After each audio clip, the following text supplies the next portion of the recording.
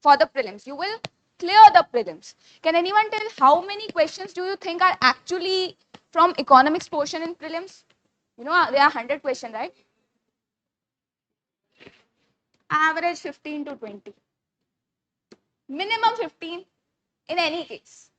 If you stick to the class notes, you will be able to do them. Okay. And how much cutoff is actually around? You get? Yeah. If you get 90 plus, you clear the prelims, right? So if you are getting like this much question, you are doing most of the, at least 25% of the task in the economics portion, right? So this shows how important this subject is and how important this class as well as your class notes are. Fine? Okay. Now coming to economics, what actually is the discipline? What do we actually mean by economics? One by one, one by one.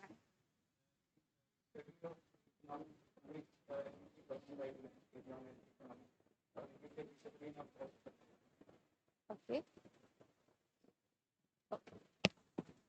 Do you know about resources? We have many resources. One of, say, I am taking land. Now the resources are limited. We do not have ample of them. For example, the land in a country is limited, right? But what can we do on the land? We can make a factory over it. We can use it for agriculture. We can use it for making a house or many other activities. So basically our wishes are so many. We want to do so many things, but the resource is limited. So how to manage this resource for all our wishes? That is studied through economics. Can we fulfill all our wishes at once? No. But maximum wants of people can be fulfilled, right? That is the purpose of the subject. Fine. So when you will become a civil servant, you will have to take decisions to actually use the resources. So that's why this subject is important for you in this examination. Moving on.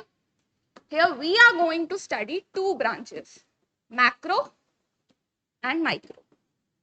Anyone want to make a guess what they are?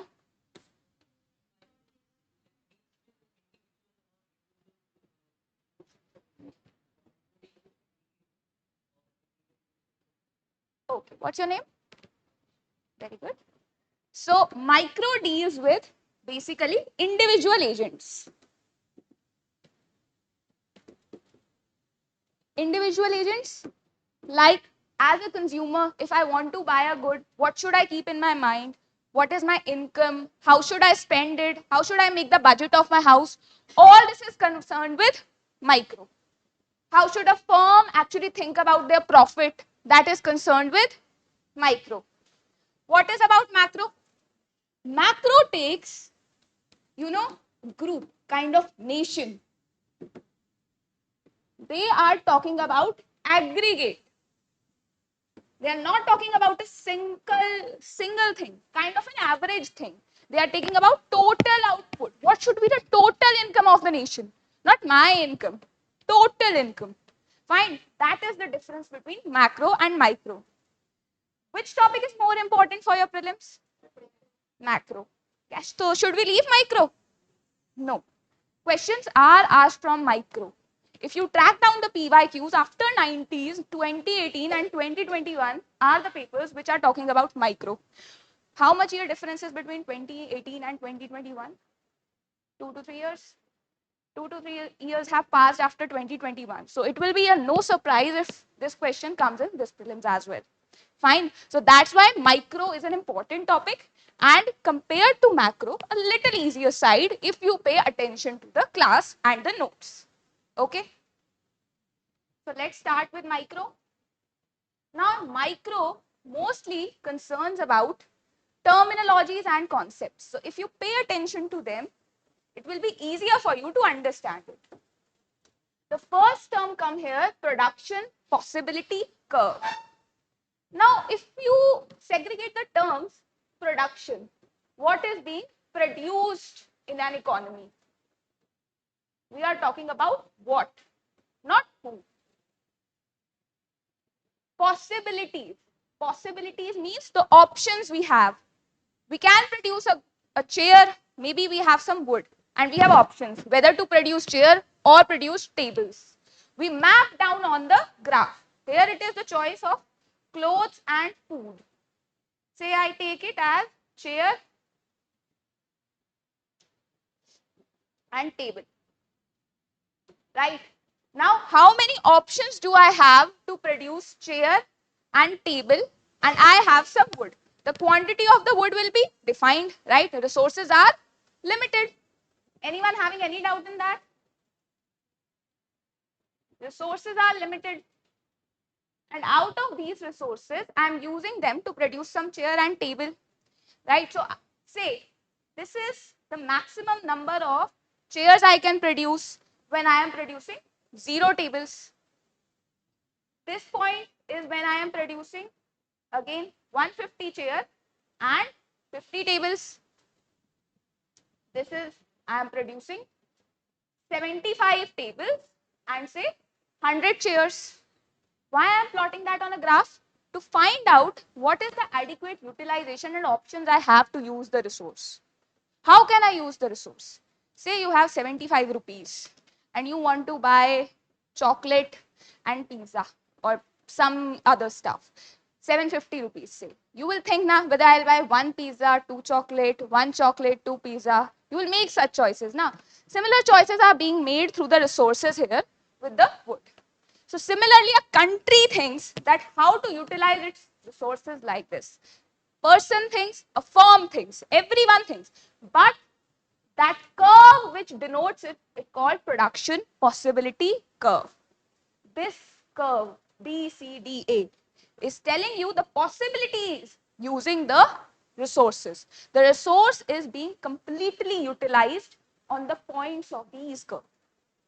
If we get a point inside the curve, say E, then the resource is underutilized. We are not completely utilizing the resource. Clear, everyone? So what if the point is outside the curve, say F? Not possible. You have 750 rupees, you think of taking a good of 1000 rupees. Not possible. Similar is the thing. If the resource is not there, this is not possible. We have to find a point on the curve for adequate utilization. This is our production possibility curve. Anyone having any doubt till this point? Sure? Okay. Now, look at the curve again. Table, CHA. Now tell me, when I am producing 150 chairs, I am producing 50 tables.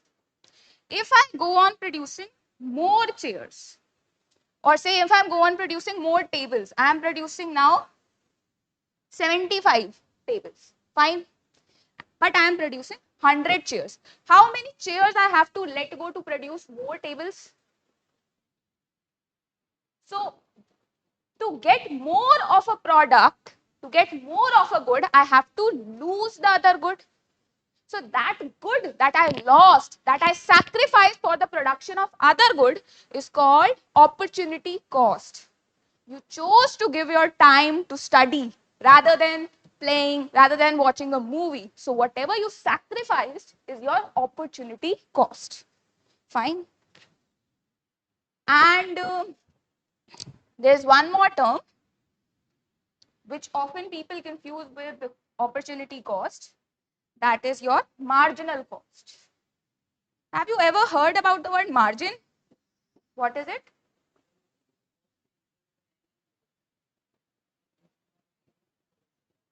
In the class only you know the answer. Nobody else is interested to answer.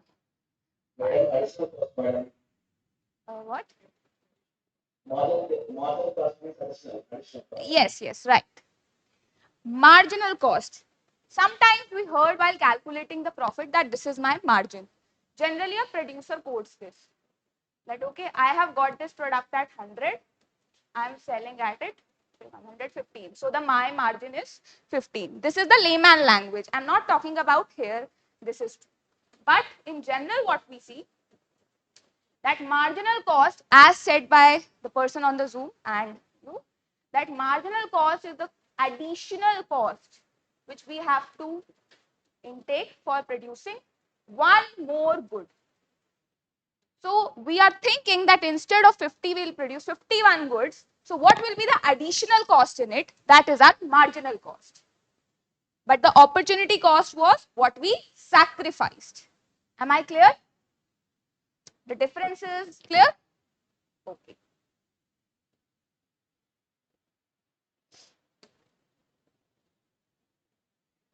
So coming next is market. Now, generally we see market as a physical space. Physical space, but here in economics, we don't actually say that market is a physical space. We say it is somewhere where goods are interchanged. Goods are interchanged, services are interchanged, anywhere where interaction is possible between the buyer and the seller, where they are interacting. That place is your market. You go to buy something and somebody is already selling there something. Now, this market can be of different types and we will study their terms. But first of all, now, whenever you go to a market, do you agree to the price, whatever they are selling the good at? No. What do? Bargaining. Similarly, and the seller always responds positively to the bargaining. No. Right? But there comes a point where you both agree, ki, okay, this is the price we settle for. What do we call that price? Market price. Market price. Equilibrium is different. We'll come to that. Market price depends on various factors. Maybe the seller want to sell it for different reason. Maybe you want to buy it for different reason. It may or may not be dependent on the supply or demand. We'll come to that later. But here I am giving you a clear picture of market price, that basically the seller and buyer are just agreeing to that price. The buyer knows that I will not get the good below or above this price. The seller knows that I can't sell the good below or above this price. Above this price. They can obviously sell below. That is the point of market. Now we'll come to different type of markets here. So the first one is monopoly. As you can see in the picture here, monopoly actually talks about only one person. He is controlling the market in such a way that nobody else can come and compete in the market. For example, if there was only one coaching in Old Rajendra Nagar, you have no other option but to enroll in it. That kind of situation could have been monopoly, right? They are restricting other people's entry. Only one person is selling a unique product. They are not letting other people to enter in the market. Right? That is the situation of monopoly here. So whatever price will they say everyone has to buy. So they can be irrational, they can be unjustified, right? Similarly, if the total profit is say 100%, they will take all of it because no one there is to share the profit, right? They have no competition. So this is the situation of monopoly. Now one other situation comes, that is your oligopoly. What happens in this, there are few other sellers. Okay? There are not many, but few sellers are there. So there is some level of competition, but not a lot of competition, right? For example, you have heard of Apple, you have heard of Android, any other operating system. Generally, these are competing in the market, right? So there is competition between them, but not a lot of competition, right? They restrict other people to enter. Maybe I make a software tomorrow, but they won't let me enter the market. So there are a few restrictions. There is not free entry and exit to the market. Okay, there are many buyers, but a few sellers, right? Also, now the profit will be shared, but again, they will be having a lot of profit. If there were 10 other firms, then their profit would have been minimized, right? Some would take, some would leave, right? So clear everyone with the monopoly and oligopoly? Everyone is clear with the difference? Sure? Question comes, you can answer. The major point is that if any question comes, you should be able to answer it. Now, monopolistic competition. This sounds something like monopoly, but is different. What was happening in monopoly and oligopoly was the product was similar. The product was homogeneous. For example, operating system was similar. The phones were functioning. Similarly, say if I am selling a pen, only I am selling a pen, right? I'm not letting any other agency of pen to enter. Maybe I could have let the notebook agency to enter there. That was monopoly. Only my product will rule. But in monopolistic competition, the products are differentiated. They are a little different. They're not similar, but yet they are substitutable. They can be substituted. For example, I've taken an option here like restaurants. Restaurant is an industry. Now the product here are burger, samosa, pizza. Not all of the products are same. It's not like you will say samosa is equal to burger is equal to pizza. No. But if you have say 100 rupees, 1000 rupees and you have a choice and all of them are of equal price. Say all of them are 100 rupees. You can substitute one in place of the another. Right? You go to a shop and you may think that, okay, why should I eat pizza? I should eat burger today. Why should I eat burger? I should eat samosa today. You go to buy soaps or detergents in the market, right? So sometimes the soap is same, but the fragrance is different. Sometimes you have lotion or body gel in the case of soaps. So all these products are little different. They are differentiated but substitutable. You can substitute them. Right? So this kind of competition is called monopolistic competition. It is not monopoly. Okay, entry is being allowed to the other products. For example, in a cereal shop, you can have muesli, you can have cornflakes. All of them look same, are not same. Fine? Your faces are looking a little confused. If you have any doubt, you can ask.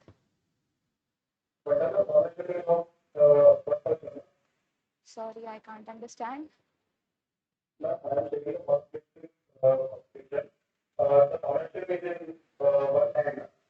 The ownership, no, ownership is not in one hand. Ownership is only in the case of monopoly, that other people are not allowed to enter the market.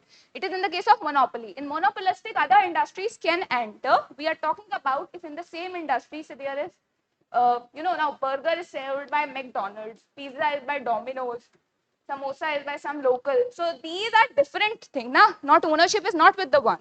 Industry is having different partners here, right? But we have an option, we can take any one of them. Clear everyone? No doubt?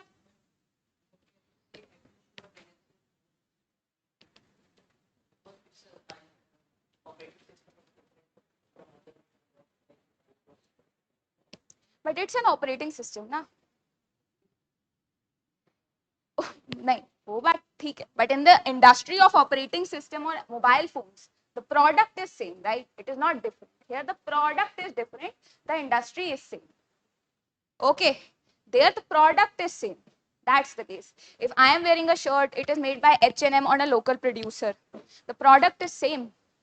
Fine. So in that case also operating system, the product is same. That's why we are not counting it in monopolistic. Clear? We have not come to the pricing part yet. We are just talking about the number of firms that are competing with each other and who is making the decision there. In monopoly, the entry and exit of buyers we are not talking about yet. We are talking about sellers. In monopoly, there is only one seller. He is not letting enter anyone else. In oligopoly, there are few firms, right? Like Apple, like Android. They are making it, they are selling it, but buyers are same. Say there are 100 people who are there to buy. They are constant here. There is only one person, so they will buy with one. There are 2 or 3 persons, they will buy with them. In monopolistic, they are just giving the choices. The choices have increased, so the competition is increased. Fine. Clear? Online person, cleared your doubt? Your doubt is clear? No, ma'am.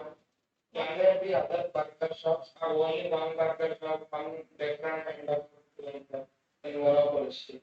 What is he asking? Okay, so that will come in a different setup. I'm coming to that. I'm coming to that. Wait for it. But you have said that in monopolistic, do all the ownership is with one person? That is not the case. I have made that clear. Okay, only the goods are substitutable. Fine. Fine. So next case comes of your perfect competition. Now, which the online person has a doubt with.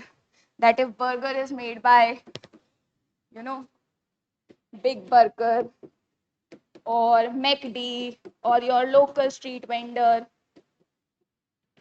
है ना?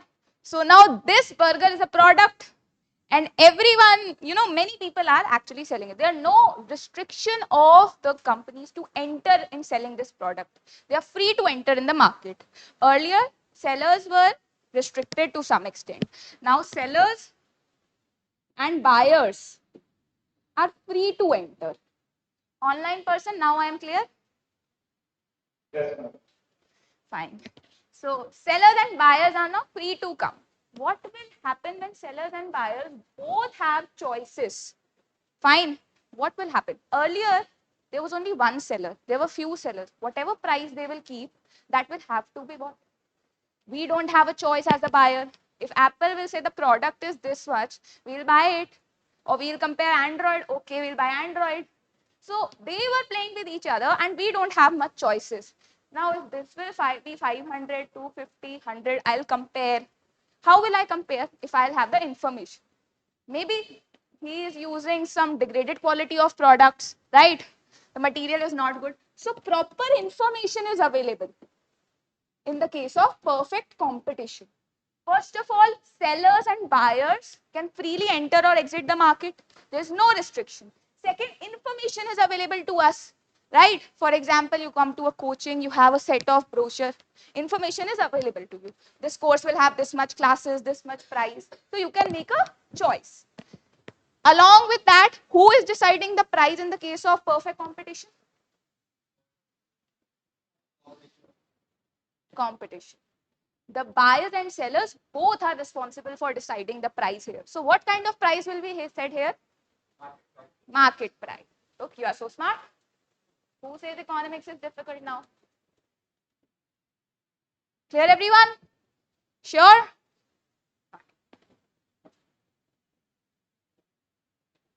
Online person, clear to you? Yes, ma'am. Okay. Now we are coming with the pricing and quantity, which one person was asking, to the law of demand. Fine. Now what is demand? It can be, you in layman term, you can say anything demand, but in economics, it is the willingness to buy.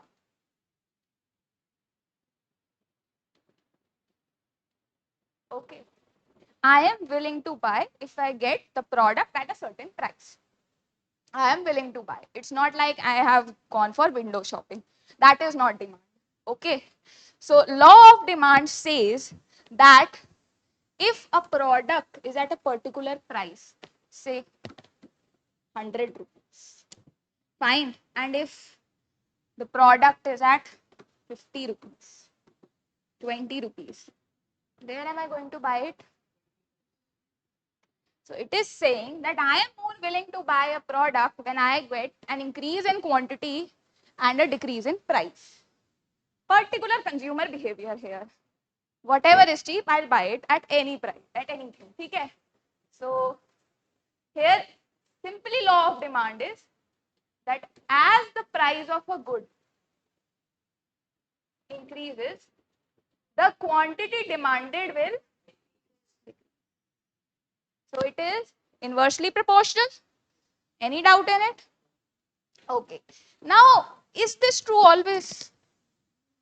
Why? Behavior. Why we have come up with this law of demand? Look, this one line everyone knows. There's no big thing. But in which condition this one line is true? When every other thing is kept at constant. My income is constant. Consumer's income is constant. Consumer's preference doesn't change. Fine. Maybe I don't like the good anymore. Then what? So preference is constant. So this condition is called ceteris paribus. Everything, every other factor that can influence demand is kept at constant. Now clear law of demand. Clear, pakka? Chalo. Now we will study shift in demand. Now this relationship, inverse relationship, generally doesn't change. It shifts either inwards or outwards. We'll come to that. I'll tell you these factors. Fine. So say this is a demand curve of some protein products. My gym trainer has told me to take some protein products. Fine. So I take the protein products now. Whether their price drops or increases, I will have to take them. So the demand curve here will shift outwards. Why? Because my preference towards the protein based product has been turned positive. I am on a dieting, I am taking the products now. Fine. And now the junk food.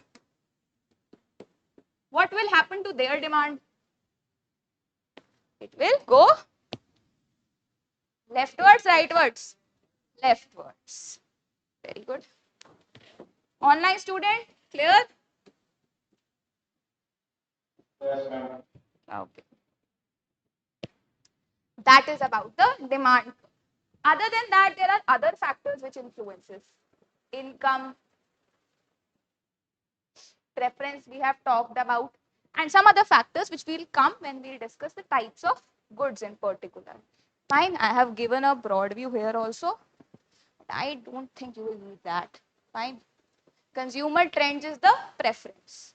Expectations, what do I think the future price will be of the product? Thinking on that, if I think it will rise, my demand today will be more. Rightward, leftward.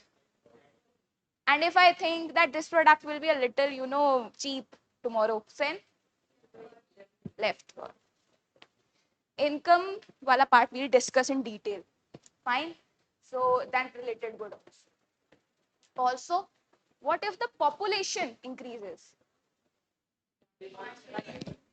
and decreases? सबको clear है? Everyone is clear with it, okay? Moving on, law of supply. Now, whatever goes in demand now, something similar, at least the pattern similar to that goes on supply also. What is supply, by the way?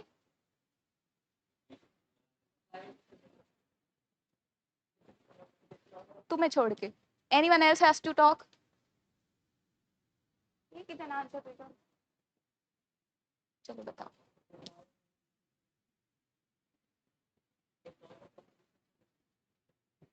Supply, okay, partially right.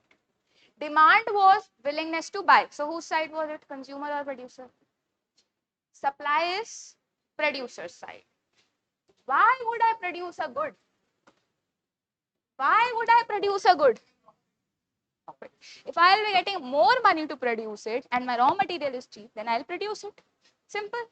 So whatever price I am being given for a product, I am giving 5 rupees to produce a product. Then I am giving 10 rupees, then 15. When will I be motivated to produce it? Simple. Fine. So price is directly proportional to supply. The more price will be offered, the more I will be motivated to produce quantity. Right? Any confusion? So now, what is the condition here? When this will be true? Ceteris paribus. Now, it should not be there that the raw material has skyrocketed in its price and I am saying that okay, prices still will be this and this. No, the other conditions have to be kept constant. The price, the technological advancements, the availability of raw material. These things have to be kept constant. Only then the law of supply will be that price of a good is directly proportional to the quantity of that good being supplied. Fine? Clear? Okay. अभी हम micro पढ़ रहे हैं. We are talking about the producer and consumer side. Producer side is the firm side. Consumer side is our side. In which setup we study the consumer and the firm? Micro or macro?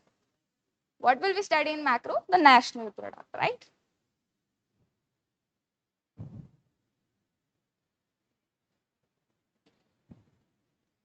Now shift in supply curve. Now this is the supply curve and it goes same like that. Only you will tell me now. If the price of raw material decreases, S2, S3.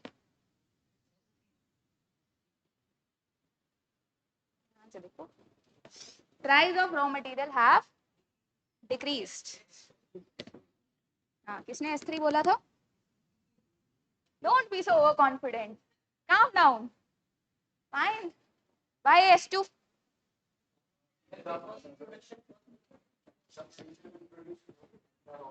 It is cheap. Fine. And if it increases, it is S3. Okay. If the raw material is not easily available, for example, I am talking about making gold wires, then S. Copper wires, S2. हाँ S1 भी ठीक है. S1, S2 दोनों ही. Fine. Then so the shift in supply curve is basically by 3 factors. You can find more if you want to. The question is supposed to be from 3 factors. Raw material, availability of the raw material. For example, as I said, I would make a gold wire or a copper wire. Then the price of the raw material. Fine, that I am making a pen, which raw material is cheaper, which is costlier. Fine. And the third one is technological advancements. Why I am taking the factor of technological advancement? Anyone make a rough guess?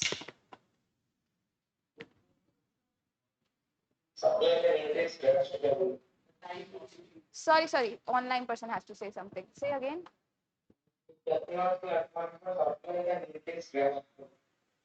Okay. And now the offline ones. Very good point. Very good point. What is your name?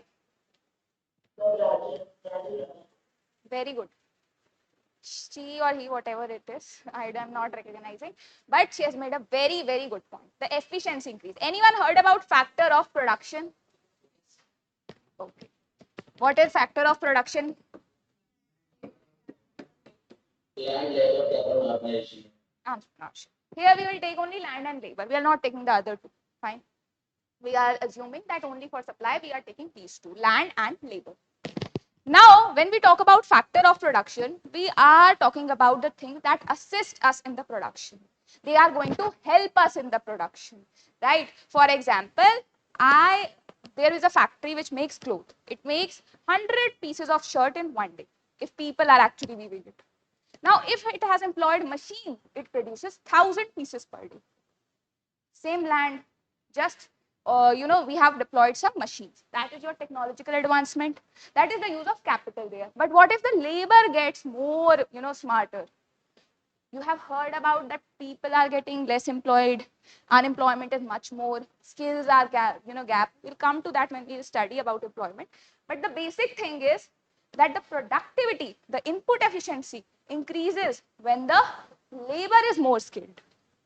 Fine. The weaver has now learned one skill of embroidery, and that is being produced at a much greater price. Fine. Or due to that embroidery, where he was about to make one shirt at a time, he is able to make 2 shirts at a time. Efficiency have increased. So technological advancement, if in favor of supply, then the curve will shift to rightwards. If not in favor of the supply, means the supply will decrease. Generally not the case, but if in any case this happens, then S3. leftwards. This rightward, leftward, I don't think now this is a problem for you in the case of quantity or supply, or demand and supply. Fine. Online students, clear with the shift in demand curve and supply curve? What? Any doubt? Okay, fine. Now this shift was clear, the factors were clear. Now we are taking the point where supply and demand curve meet. What happens when they meet? So this is your demand curve. Anyone having any problem in recognizing it? This is your supply curve. Quantity demanded is inversely proportional to price. Quantity supplied is keeping the conditions constant. Any other factor constant. Ceteris paribus. Fine. So when they meet at a point, it is called your market equilibrium. What do we mean by this point? That the quantity supplied is equal to quantity demanded. Any confusion in this? This is graph. Maths पढ़ी है तो ठीक है. Now this comes at a particular price. P naught. What will this price be called? Who was saying equilibrium price earlier? This is equilibrium price. Fine. The price where anyone, if writing anything, you will get the notes, so no need to write. Equilibrium price. So the point where quantity demanded is equal to quantity supplied is the equilibrium price. Now anyone can tell me the difference between equilibrium price and market price?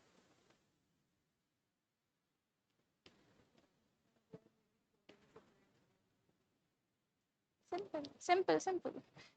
As a buyer and seller, we have just agreed on a price. That is market price. That agreement, have you ever bought vegetable at night time? They just agree to give you the price. Why? That's night time. They have to go. You have to buy. You have to make food at your home. That's it. There is no relation of supply and demand at that time. There can be, but there is not. Ultimately, market price will lead to equilibrium price. Ultimately, that's the end goal. But it may or may not have at a point of time. I go to a market, the market price may be above it or maybe below it. Fine, very clear. No doubt in this. Okay. So when the market price is above it, the surplus, kiska surplus? Supply. Yes, the supply is greater than the demand at this point of time. Online students, very clear with the graph. The supply side is having more quantity. Can you see this? Let me clean it. Yes. The supply is more. So the if market price is here somewhere, then the quantity supplied is much more than the quantity demanded. That's why it is surplus. Now in the case when it is below here, say the market price is below it, then shortage. Yes. Quantity demand is more than quantity.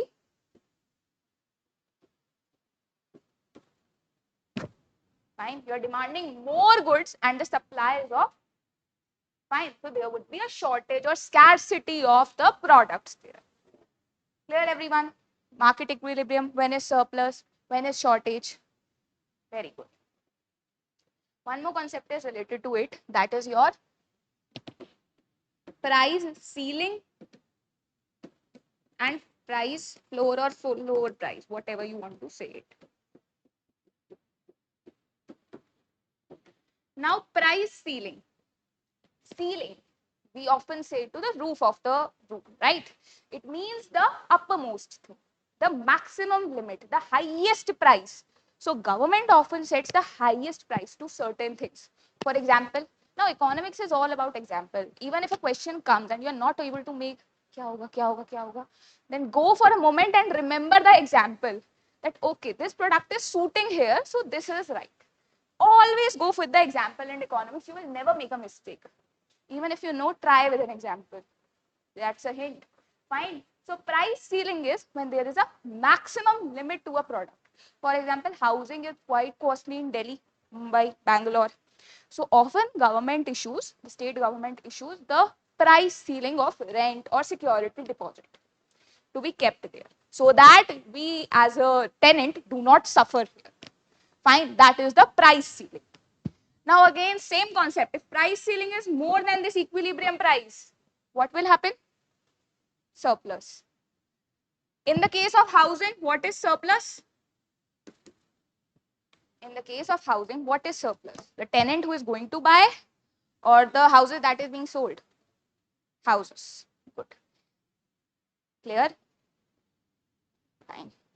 Say it now then. Okay. There are houses. I am the tenant. I want to rent a house. Similar to a product, a seller sells something. I go to buy something. So here you can say it is buyer, it is seller. Now there is a maximum price. Now the maximum price is much higher than the equilibrium price. Then it will have a surplus of the supply. Who is the supplier here? Similarly, price floor. Floor price is the floor. Look at the floor. Minimum price. Minimum price. Can you name one place where government has set up minimum price to buy something? MSP. Minimum support price. Minimum price that has to be, right? If that minimum price is below the equilibrium price, what will happen? Shortage. So always that is tried to kept above it. Minimum support price is kept above it because we don't want shortage of the crops. We want surplus of it. Clear everyone? Clear? Sure? Nobody is sleeping? Okay. This is your demand and supply curve, their equilibrium point. I have told you about the price ceiling and price floor. You will get it in the notes. Still. Now another point here comes with demand elasticity and supply elasticity. Now most of the factor of demand curve are common with the supply curve. So is the shift. So that's why the elasticity has something in common also. Elasticity. What is elastic? Something which is stretchable, right? So here we are checking actually how responsive a demand is. Okay, if the price of a good changes, how the quantity demanded is going to change, right? Similar in the case of supply. If the price changes, how the quantity supplied is going to change. How much is it dependent on it? For example, you go to buy a life-saving drug. Say in the COVID times, all of the people needed mostly oxygen cylinders, remdesivir. So whatever price it reached, the quantity demanded was almost the same. It was not responsive to the price. Okay, it was not responsive. So demand elasticity in mathematical terms, you can say that percentage of quantity demanded that changed by percentage of price that changed. Okay, that is your demand elasticity. Mathematical terms, graphs and numericals are not going to be asked in the exam. That's why I'm more focusing on the concepts here. If you get that, that's enough. If you open the book of microeconomics, you will get these a lot of, and that's why you won't understand it. So demand elasticity is how much percentage change of quantity demanded by percentage change of price. Price is getting increased rupees 20 or 20% I should say, and the quantity demanded increases with it like 40%, 80%. So it is very responsive to it. Generally happens in the case of some special kind of goods like Apple iPhone. Right? If it drops its price today, you are going to be very responsive to it. You are going to run to buy it, right? So that is telling you about the demand elasticity. So when it is not as responsive, like in the case of the life-saving drug I have told you, it is called inelastic. In simple terms, you say that this is not equal to 1 and it is less than 1. When it is less than 1 or 0, if it is 0, it is perfectly inelastic. If it is less than 1, you just say it is inelastic. Okay? If you take a curve here, not so important, but if you take a curve here, it will be almost vertical, like this or like this. इसको थोड़ा, I have tilted it a little to tell you it is inelastic, but not perfectly. It is less than 1, but not equal to 0. It is equal to 0. Fine. Your y-axis is only there. Fine. So this kind of perfectly inelastic or inelastic is in the case of your life-saving drugs, like the drugs which were taken to fight corona, right? Whatever price change may happen, you are going to demand it, right? And if it goes horizontal, then it is your perfectly elastic. Fine. Perfectly elastic is tending to infinity. It is very, very responsive to your change in price. Clear? Everyone else clear? The responsiveness to change in price in the change of quantity demanded is your demand elasticity, if referred in terms of percentage. Quantity, if 1, it is elastic. Okay, it is equal, that the demand is equal to the price. But if it is more than 1, it is elastic. If it is less than 1, inelastic, not responsive to the price. Clear? Fine. Now with the supply, almost the same thing is happening. The quantity supplied, the change in the percentage of quantity supplied with respect to change in the price. As a producer, I'll be motivated when I am paid more price for a quantity. But how responsive this is? How responsive? You're getting the meaning of responsive, right? Online students? Okay. How responsive you are to produce when the price drops or price increases. That is with the supply elasticity. I don't think there is, after demand, there is much to tell in this, right? Everyone should be clear that if it is greater than 1 or if it is less than 1, what should be the case? Greater than 1. Elastic, inelastic, what should be the case? That would be elastic, right? Perfect is in the case of 0 and infinity only. Don't mix it with 1 or 1 is the minimum criteria. What will happen at 1? The percentage change of quantity supplied will be equal to the percentage change in the price. Fine. So if it is greater than 1, it is elastic. It is responsive to the price. It is changing with the price easily. If it is less than 1, means not much change is being taken. Then inelastic. Any difficulty till now?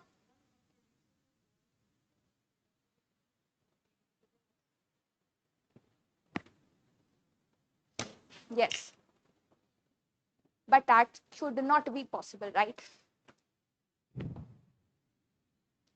So everyone clear with the law of demand, the market equilibrium, the market price, the equilibrium price, the elasticity. Because based on that now we are going to enter into the goods. If not clear at all. Supply elasticity. Okay. You can take any example by the way. Basically you have to just see when the quantity changes with the price change. Fine. So now we are not going into the numericals, but say for example, a quantity is produced 100 goods. And so you can take any example here. That was a more factual because there's a particular type of good according to the demand. In the supply case, we generally don't categorize the type of good based on supply. So it is more numerical based. I can give you that suppose it is 100, then it goes to 200, but it will take a lot of time of the class. That is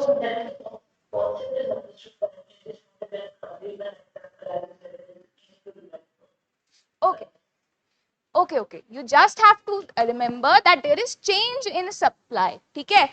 And whenever we calculate the supply elasticity or demand elasticity, we take in the modular form. Do you know what do we mean by modular form? Whether it will be negative or positive, it will be positive always. So whenever your change is going to be positive or negative, for example, the shirt, for example, the hoodie you have made, it was 100. it reduced, but later on its production became 200. The price earlier was 30 rupees. Then it raised to 50 rupees. Now we'll calculate with change in supply and change in price, right? By percentage. You know how to calculate the percentage, na?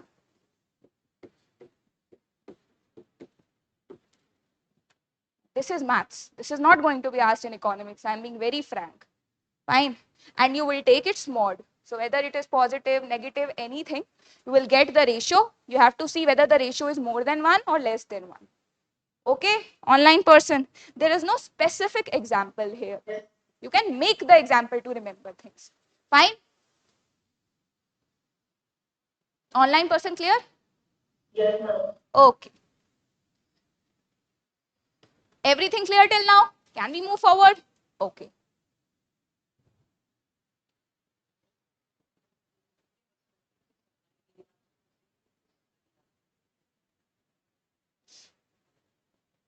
Simple. Now see, I have told you it is quantity change in the price. Fine. It is just telling you the responsiveness. It is not telling you that the price will be more or less. If anything was 10 rupees earlier, it is 20 rupees earlier. Say, sorry. If anything was 20 rupees earlier, it is 30 rupees or it is 10 rupees.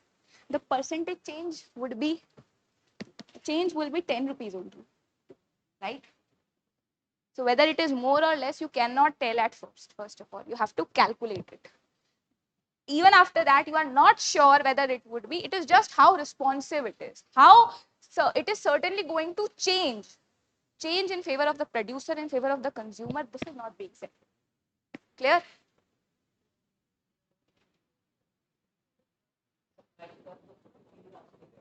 Hmm.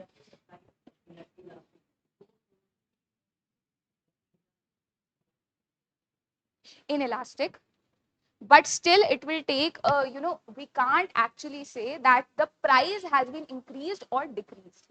That's why we are not saying that perfectly inelastic. As I have said to her, we cannot tell exactly whether it is favorable or not.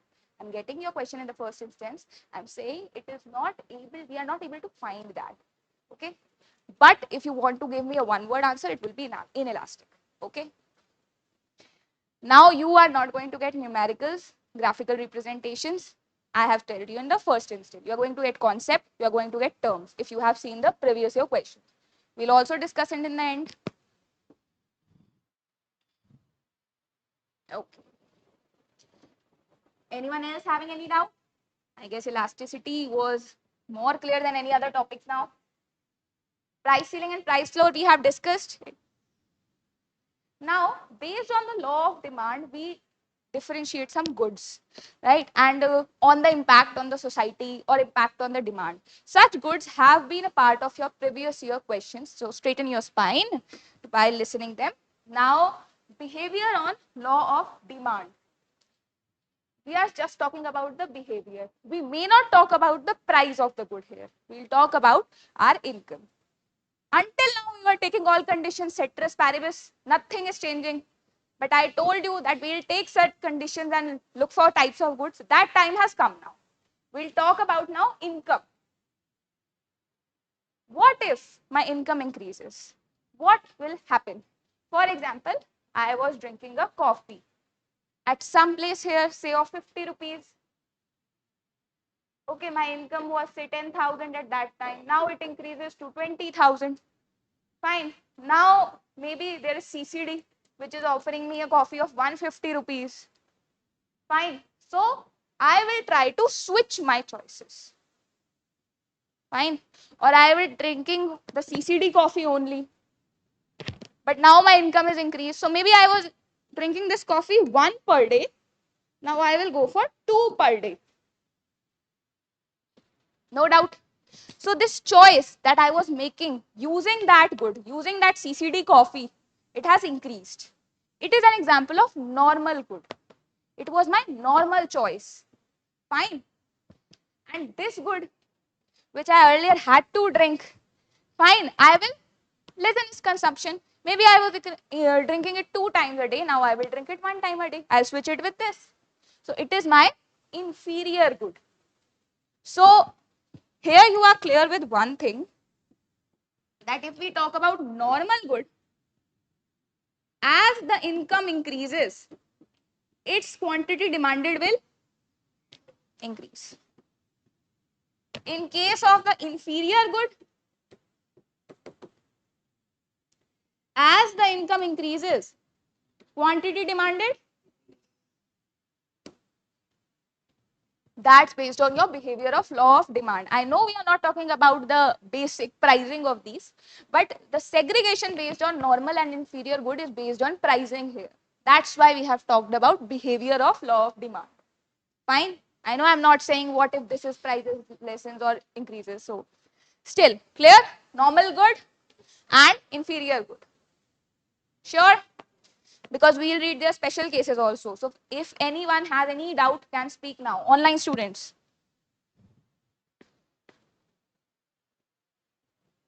Now slope of demand come.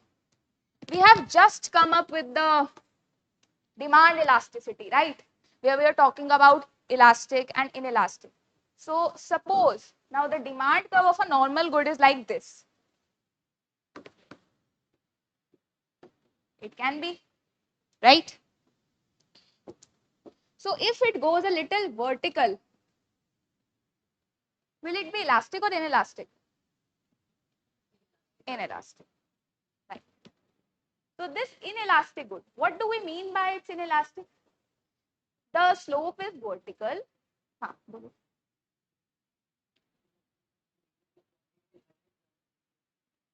I told you about in the life-saving drugs. What are these kind of drugs called? Essential goods. Or somewhere you will read necessary goods. Right? Fine.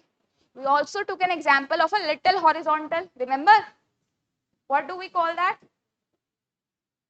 Perfectly. Don't use that term right now because that is an impossible kind of. Fine. So we are taking a little horizontal here. Say this kind of stuff. Fine. It is horizontal than the normal good with respect to the normal good. That is vertical with respect to the vertical good. Oh, sorry, normal good, right? So the vertical one is the essential or necessary good. The horizontal one, which is very, very responsive to the demand. Inferior was the one which was dependent on income. This is on the slope. You see the slope is changing. It is vertical, it is horizontal. This is your elastic, horizontal. Why I am lighting this? So that you can remember the features. It is your luxury goods. I gave the example of Apple iPhone as far as I remember, right? That if the price drops today, you are going to run and buy it at any cost, right? So similar, this is the case of luxury goods. You are so obsessed with them that if there is a little change in the price, you are quite responsive to the demand. There was a phone which has a sale on Flipkart and everybody used to buy it at that time. Fine. That was the example of your luxury good. Clear everyone? Online students? Do you get the difference between the good we are seeing based on slopes and we saw on the basis of behavior? They are different. They can be the similar good based on our needs, but we are talking about the differentiation which is different. This is based on the slope, how the demand curve is having a slope here. And that was based on how the demand curve is behaving at a particular income level. Clear? Especially you? Okay. Can we say the demand for oil globally is inelastic towards the price? The demand for Oil. is inelastic towards price. Oil, inelastic. What kind of, there's not one kind of oil. One kind of oil you use in your cooking. Fine. The another kind of use in your car. What kind of oil are you talking about? First of all, wait a second. I'm answering your question. I'm getting your question. Fine. You are talking about in general of the oil we are importing, right? Yes, ma'am. Look, that is a case of external sector and we'll come to that topic. Just, as I have stated in the first class itself, our target is to clear the prelims. Not knowing about me or the uncertain future. कल अगर भारत बंद हो जाए तो क्या होगा? ऐसे नहीं, ठीक है. So we'll come to your topic step by step. Now we are talking about particular topics. I can tell you the theory and you will forget. Why I'm giving you examples so that you remember that. It doesn't mean you will come with every good and tell me, ma'am ये किसका example है? ये गलत बात है, ठीक है? Because one good can have multiple uses here. You can see that yourself. It's fine. The good you asked, I got the chance to clear it. Now exceptions of law of demand here. We generally don't need the graph here, but now exceptions generally talk about Veblen and Giffen goods. They are some special kind of goods. Now Veblen good is an ultra luxury good. One was luxury good. We have given this special name to a special kind of luxury good. Why so? Because this is attached with a social status. Economics doesn't mean that give one name or different name to one single thing. No. Ultra luxury means that this is attached to someone's social status. For example, Audi will be bought by only a rich person. Fine, BMW will be owned by this income bracket. So diamond, now we are not wearing diamond, but there are some people who wear it on daily basis. That is a social status for them. Now think, when luxury goods prices dropped, demand was responsive to it. But when diamond price drops and we are still not able to afford it, we are not being responsive to its demand, right? Its demand is getting decreased. Why? Because the people who think that, okay, this is related to my social status, my pride, now it has dropped in price. Now my social status doesn't match with that product, that diamond ring. So I won't buy it. And we are still, middle class people are still not able to afford it. So the bracket who was demanding that good is not interested anymore, not willing anymore. And the other people who are not able to buy that are still not able to buy that. So the demand has decreased. Everyone clear? Demand has decreased with the decrease in price. Anyone having any doubt in that? Clear? Sure? 100%? Online people? Good. Now, Giffen good is a special kind of inferior good. Again, we'll go with an example. For example, you eat rice. So you eat basmati rice. And there is one, say, kinki or low quality rice. Fine. Inflation comes, price of both the rices increase. Say it becomes 500 per kg, it is 100 per kg. Earlier it was 80, it was say 400. Fine. Now what happened? Your income increased to a certain level. Your income increased. You were earning 1,000, so you are earning 5,000 now. But you cannot buy the basmati rice. Fine. It is unaffordable to you because of its price rise. The price also increased of the low quality rice. You have to eat something now. If you cannot buy basmati, you will have to eat something. So you will go for the low quality rice. So it is an inferior good. And generally, what do we see in case of inferior good? When our income increases, the demand decreases. But here we do not have a choice. We do not have a choice because we can't afford the good. So we are going with the low quality rice even when the price increases. So demand is getting increased even when the income is increasing. Price is increasing, whatever you say. Fine. 3 of the cases are being okay here. So these are exceptions to the law of demand. This doesn't generally happen. These are special cases. And that's why the question have come on Veblen goods and Giffen pe bhi there can be. One or the other kind of statement has been made on Giffen and inferior to confuse in the PYQs. I'll show you. Fine, but clear? Everyone clear with this? Sure?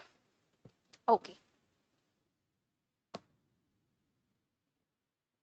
Now, impact on demand. How will the demand be impacted? We have discussed the factors now that will impact the quantity demanded. Let's revise. Tell me.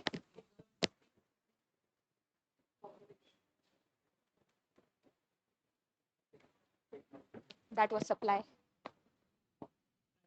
How technology will change consumer behavior. Quality. Hmm.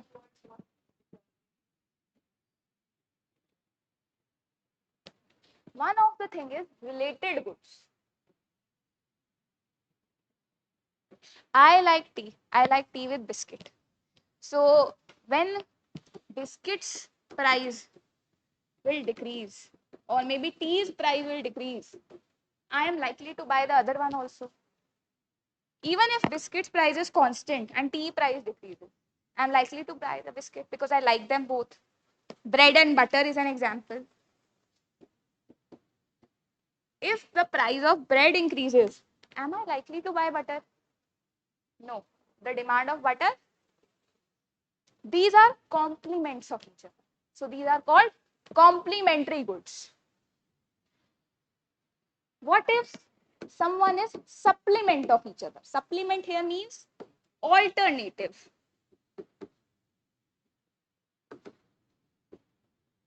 Only one can be taken at a time. Say tea or coffee. Tea or coffee. Either I can drink tea at a time or I can drink coffee. Dono to fine. So here, if the tea price is 10 rupees and the coffee price is 20 rupees, what am I likely to buy? Proper consumer behavior, right? So I'm going to buy tea. So the quantity demand for the tea will, and its supplement. So when the price of the supplement increases, if the price of a goods supplement increases, the quantity demanded for the good will increase, right? No doubt in this. Vice versa. Clear? Complementary, supplementary goods. Very clear? Online students? Okay. Impact on society. Now, whatever we are consuming have a direct or indirect impact. So, based on that, simpler goods are made, like merit and demerit goods. When do we call a student that he is a meritorious student? When he performs well, when he is hardworking, like you people. And when do we call something is a demerit good? Any idea? We are talking about what impact a good can have on society. If you are thinking how, he gave a good example, alcohol, cigarettes, these have a bad impact. So these are a demerit goods. Fine. What can be a merit good? Any example?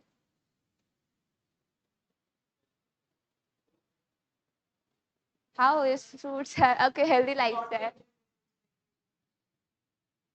Yes. You can yoga, education. You're studying, yeah. Free education.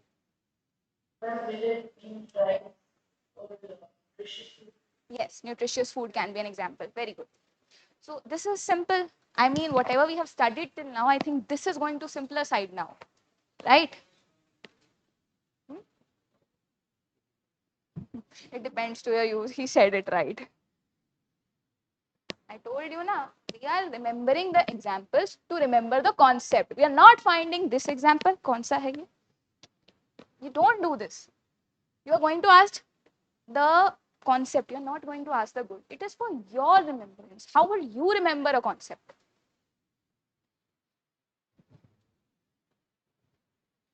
Ownership of goods. Who can own a good? Public or private. Public, who owns public goods?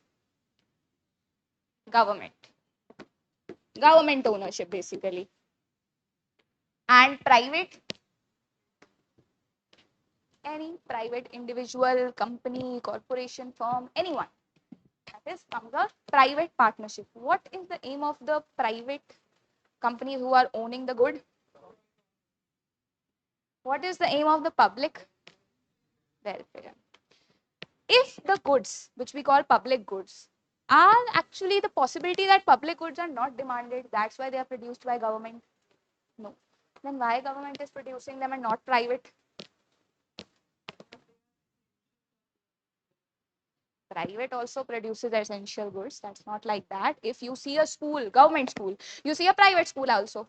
So they are also producing essential goods. Why only government is concerned to that?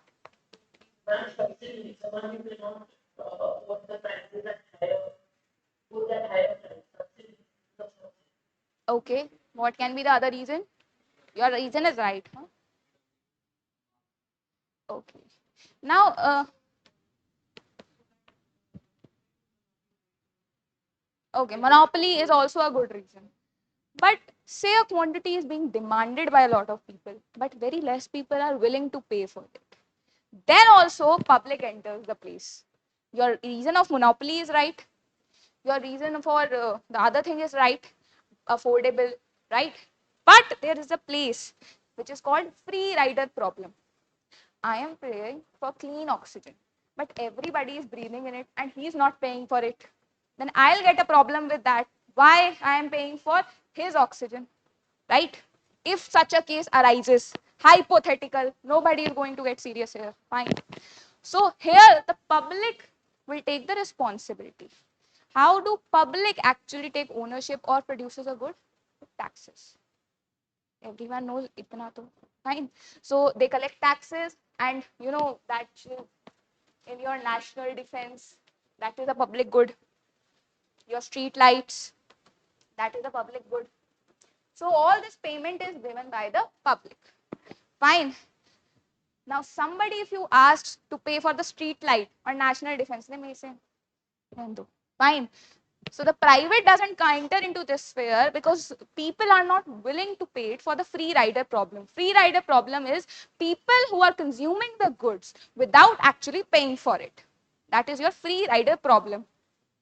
Clear everyone with the free rider problem? That is in the notes. Calm down. Fine. So that is the purpose of public good.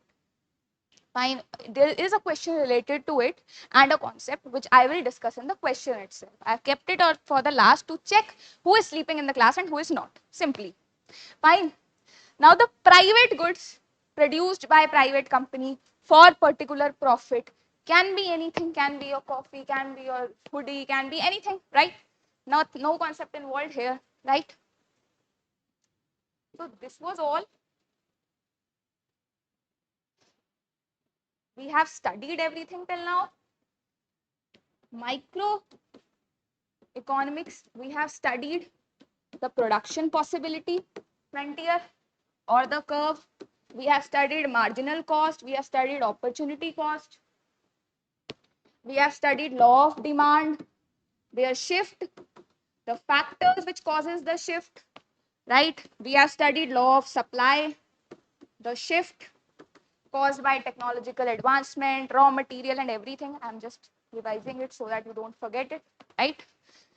Also, we have discussed the market price, the market equilibrium and the equilibrium price and their difference.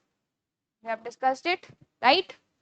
Anyone having any doubt till now can ask online or offline, anyone. Fine. Then we have discussed your types of goods based on different things. Please remember what is their basis of differentiation, which is on behavior of demand, which is on exception of demand, which is on that. Because simply a question can be asked, Veblen are given goods based on what? How do we differentiate them? What is the basis of their differentiation? There was a title, na, that this is based on the behavior of law of demand. This was on impact on demand. What was their basis? Veblen and Giffen. Who said? Exception was said by someone, na? Right. Exactly. So you need to remember their basis. Now nobody would ask merit or demerit good, what is this? But they can be, give a matching. That demerit and merit good based on what? So you need to know that is based on impact on society, not law of demand. Fine. Very simple difference. But prelims is not cleared by the smartest one. A person who doesn't commit the silly mistake is the one who clears the prelim. So be sure of that. You know a lot of things, you will learn a lot of things, but try to get not more overconfident and a little, not underconfident as well.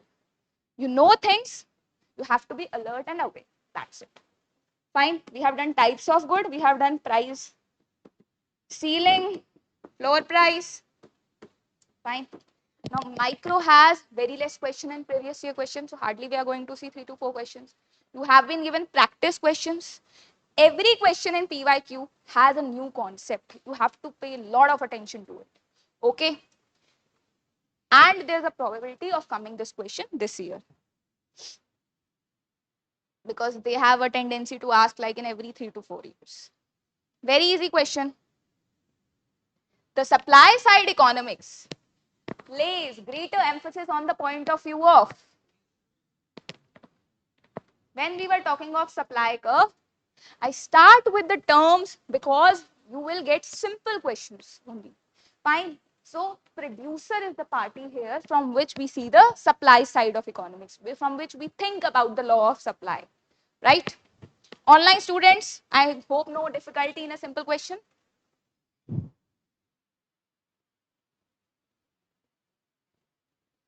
Now this is your 2018 prelims question. Now this is a question to think about, because I didn't discuss about public goods in opportunity cost. Now it is about checking who is using their mind and who is, when you press the alarm clock and somebody was on the snooze mode, who is there here.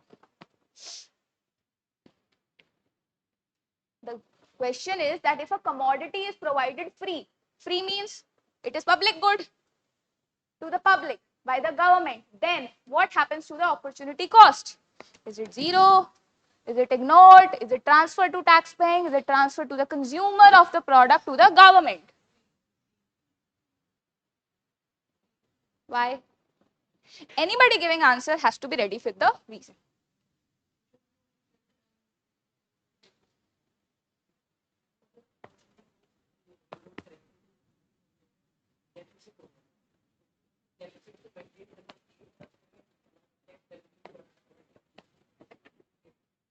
Opportunity cost. When do we actually imply opportunity cost? When we have choices, right? So if a government has a choice to choose between your national defense and your street light, if there was only one product, then we may say that the opportunity cost would have been zero. There was no choice, right? We are giving this and we have no alternative. We cannot do anything with that money.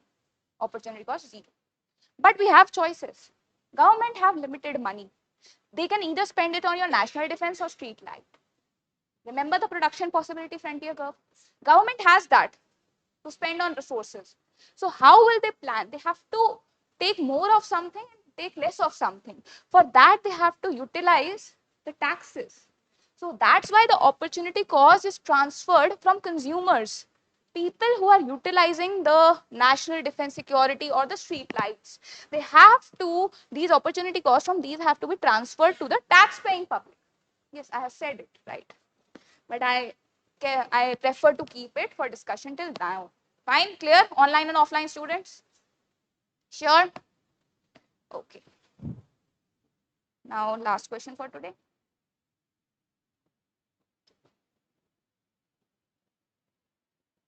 Yes.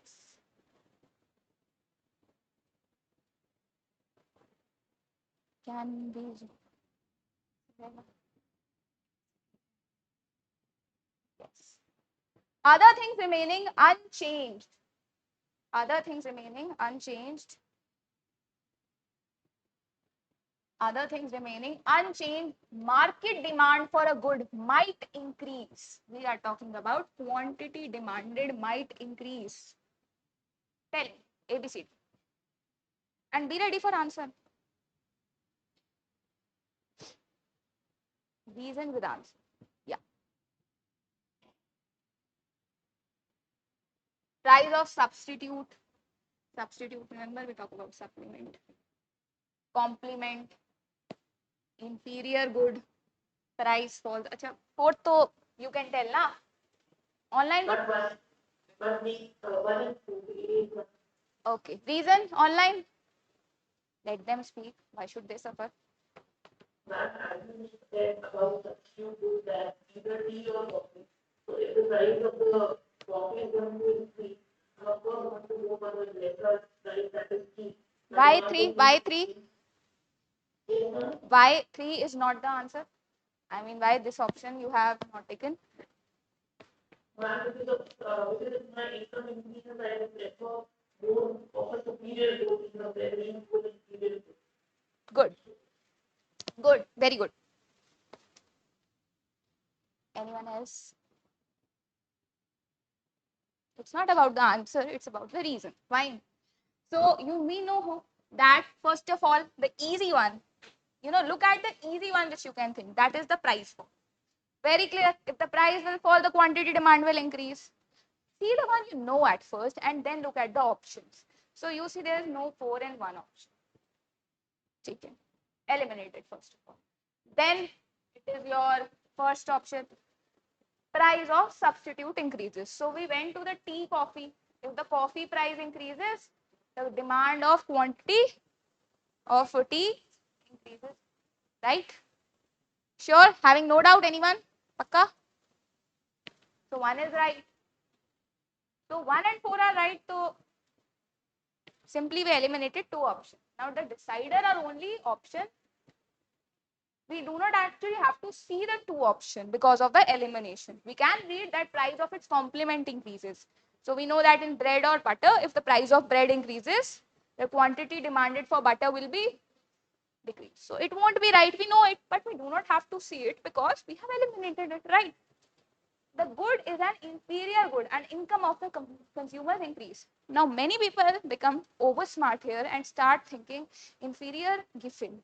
No, he has not written giffen, he has just written inferior good. When the income of a consumer increases, he has mentioned it because it was based on the behavior of law of demand. Remember? So when on the basis of behavior of law of demand, when the income increases, what happens? Quantity demanded decreases of inferior goods. What happened to normal goods? Quantity demanded increases, right? So this is wrong because we have been asked quantity demanded increase. Answer is, any doubt? If a question comes on microeconomics, I hope this prelims you are able to solve it. Everyone very confident and very sure? Fine. That was all about today's class. Hopefully you are given practice questions. Please look at them carefully. If anyone has any certain question, they can ask after the class. Fine. Any doubts regarding today's class? In the last question? Or okay, wait a second.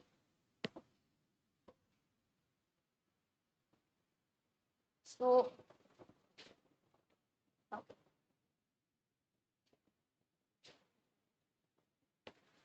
So in general, what opportunity cost means? It means that I have 2 alternatives. For example, I can produce 50 of this amount of good, 50 kg of this amount and 50 kg of this good, given the resources I have. Now I plan I will produce more A. For producing more A, say 75 kgs, I have to give up some B. If I have 100 of something, I could only take 50, 50 or 75, 25. So whatever I am giving up is actually opportunity cost. Like I told you initially, you chose to give your 1.5 hours in economics class. You could have seen a serial, a movie, a web series. That is your opportunity cost, what you sacrificed. Fine. You can choose to buy a book or buy a pizza. Whatever you are sacrificing, not what you are choosing, whatever you are leaving is your opportunity cost here. Clear, everyone? Now, when we talk about a commodity is provided with free to the public. To the public means us. Street lights are free. Now the government, while allocating resources, makes that graph. Fine, that we can choose point C, we can choose point B, we can choose point A. Fine, like we have made for chair and tables. Remember the first graph? Sure. So while allocating that graph, whatever they are giving up is opportunity cost. And who is going to bear for that give up? The tax paying public. That's why we have taken up the tax paying public. If there was no option, if there was only one good which they have to produce, then the opportunity cost would have been 0. But it is not zero because they are choosing, they are giving up something for which the tax paying public is going to pay. That's why the answer is C. Are you clear now? Everyone else?